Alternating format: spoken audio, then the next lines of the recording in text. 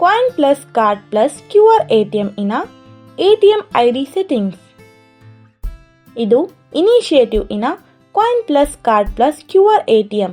ಮತ್ತೆ ನಾವು ಈಗ ATM ID ಇನ ಸೆಟ್ಟಿಂಗ್ಸ್ಗಳನ್ನು ನೋಡಲು ಹೋಗುತ್ತಿದ್ದೇವೆ. ಎಂಟರ್ ಒತ್ತಿರಿ ಮತ್ತು ಅಪ್ ಅಥವಾ ಡೌನ್ ಕೀಗಳ ಸಹಾಯದಿಂದ ಅಡ್ವಾನ್ಸ್ ಸೆಟ್ಟಿಂಗ್ಸ್ಗಳಿಗೆ ಹೋಗಿ. ಯಾವಾಗ ಕರ್ಸರ್ ಅಡ್ವಾನ್ಸ್ ಸೆಟ್ಟಿಂಗ್ಸ್ ಇನ ಹತ್ತಿರ ಇರುತ್ತೆ ಆವಾಗ ಎಂಟರ್ ಒತ್ತಿರಿ. ಡಿಸ್ಪ್ಲೇನಲ್ಲಿ ಕೊಟ್ಟಿರುವ ಇನ್ಸ್ಟ್ರಕ್ಷನ್ಸ್ ಅನ್ನು ಓದಿರಿ. ಮಾಸ್ಟರ್ ಕಾರ್ಡ್ ಅನ್ನು ಪ್ಲೇಸ್ ಮಾಡಿ. ಡೌನ್ ಕೀ ಸಹಾಯದಿಂದ ಸೆಟ್ ATM ID ಆಪ್ಷನ್ ಅಲ್ಲಿ ಹೋಗಿ.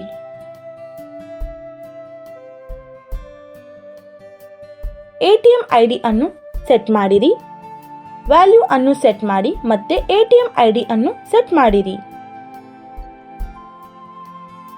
ATM ID ಅನ್ನು ಸೇವ್ ಮಾಡಲು ಎಂಟರ್ ಒತ್ತಿರಿ.